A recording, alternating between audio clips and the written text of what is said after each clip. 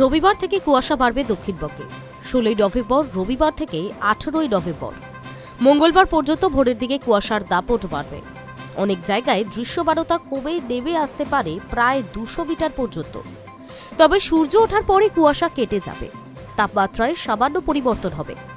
তবে রাতের তাপমাত্রায় খুব বেশি পরিবর্তন হবে না।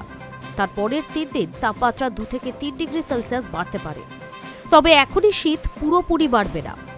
সর্বনিম্ন তাপমাত্রা স্বাভাবিকের তুলনায় 2 থেকে 3 ডিগ্রি কমই থাকবে। কলকাতায় তাপমাত্রা স্থিতিশীল, পশ্চিমাঞ্চলে ঠান্ডা বেশি। উত্তরবঙ্গে শীত কার্যত দাপট দেখাতে শুরু করেছে।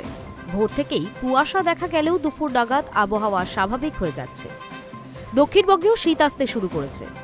আলিপুর আবহাওয়া দফতরের তরফ থেকে জানানো হয়েছে, কলকাতার এখন তাপমাত্রা 17 ডিগ্রি সেলসিয়াসের ঘরে ঘোরাফেরা করছে। পাশাপাশি পশ্চিমের জেলাগুলিতে লাগাতার পতন হচ্ছে পারদের, যার ফলে সেখানে শীত পড়ে গেছে বললেই চলে।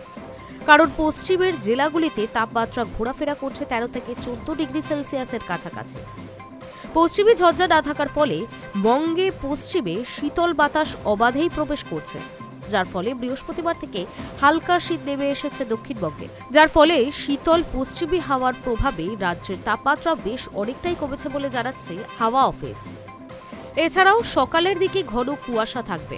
পাশাপাশি উপকূলের জেলা ও পার্বত্য অঞ্চলে কুয়াশার সম্ভাবনা বেশি থাকবে বলে আগাম সতর্কতা করেছে আলিপুর আবহাওয়া দফতর। তবে এর মধ্যে বঙ্গে আর কোনো বৃষ্টির সম্ভাবনা নেই। বেলা বাড়ার সঙ্গে সঙ্গে কিছুটা অস্বস্তি বোধ হলেও সকালে ও রাতের দিকে শীতের আমেজ থাকবে। High news network.